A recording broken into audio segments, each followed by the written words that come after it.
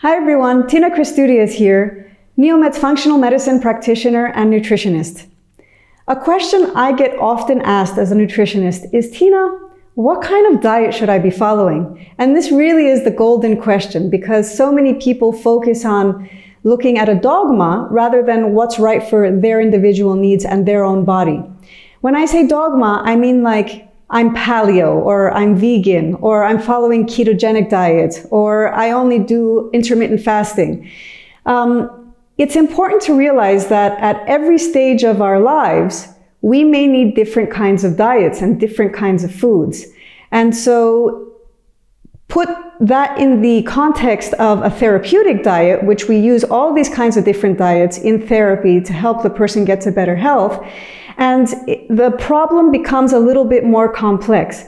So you not only have to understand what's going on with the person holistically, you also have to understand within their chronic condition, what kinds of foods and what kind of diet will help them to get to better health in a faster way.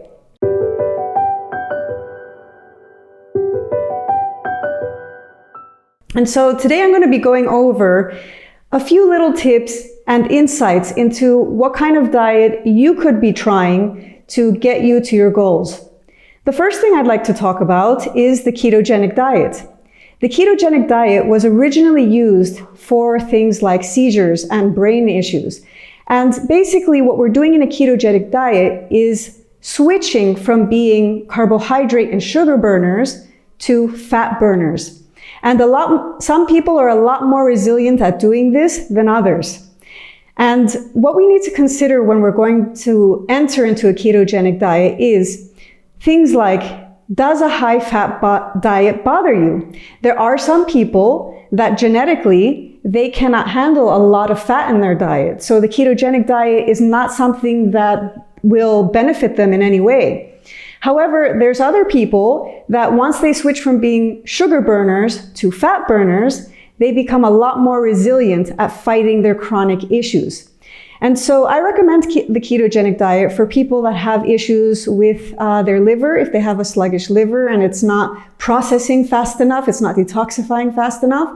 For people with insulin resistance, sometimes for people with blood sugar issues, so that they become more resilient at burning fat and decreasing their blood sugar levels if they have things like type 2 diabetes, rather than burning their own sugars. So very important to understand where the patient is and what you can handle. And it's very important also to understand how each person processes a high-fat diet. So again, I recommend the ketogenic diet for people who have insulin resistance or who want to go into more of a detoxification mode, because restricting sugars actually feeds less overgrowth. Things like bacterial overgrowths, parasitic overgrowths, fungal overgrowths. Less sugar is definitely the way to go when we have these kinds of issues.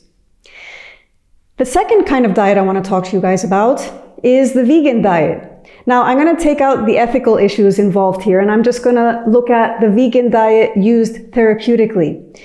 The vegan diet is very effective for people who want to go through stages of detoxification. So it acts as an elimination diet.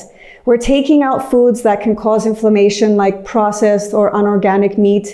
We're taking out foods like conventional dairy and gluten and things like that out of the diet so that the vegan diet can be used to serve detoxification protocols.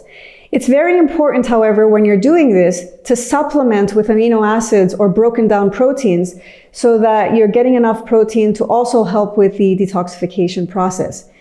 Vegan diet may not be for people that are very protein deficient.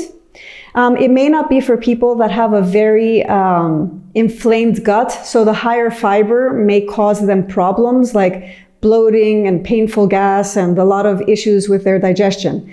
So you want to tweak the vegan diet according, again, to each patient and each individual need.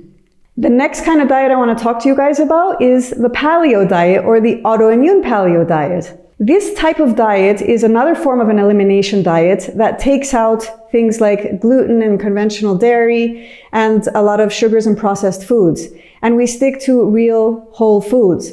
Again, it's a plant-rich diet, and it's very effective at decreasing the inflammation in the body.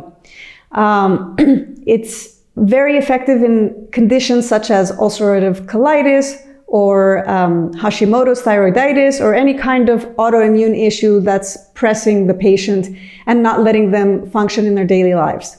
The last kind of diet that I'd like to talk to you about that is quite in fashion today is intermittent fasting. Intermittent fasting is eating within a certain window of time. So a popular time frame is eating within 8 hours and not eating for 16 hours.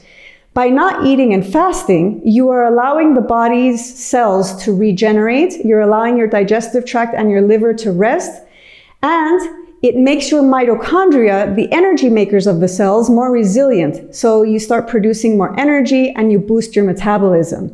That's why intermittent fasting is so popular in the weight loss arena, because it does help people to lose weight. So if you're wanting to lose weight, or you just want to detoxify even further by having those fasting periods, intermittent fasting is the way to go. Intermittent fasting is not for people that have hormonal dysregulation. So if your thyroid is not regulated, if you have estrogen and progesterone imbalances as a woman, it's very important to not do intermittent fasting every single day. For those women, I would do it every other day, because there is some research that suggests that when you're doing intermittent fasting every single day, it does affect your the proper regulation of your hormones. If you'd like more information on what kind of diet is right for you, or if you'd like to work with me to really understand how to use diet in your favor, please feel free to contact us at Neomed. Thanks a lot, everyone. Bye-bye.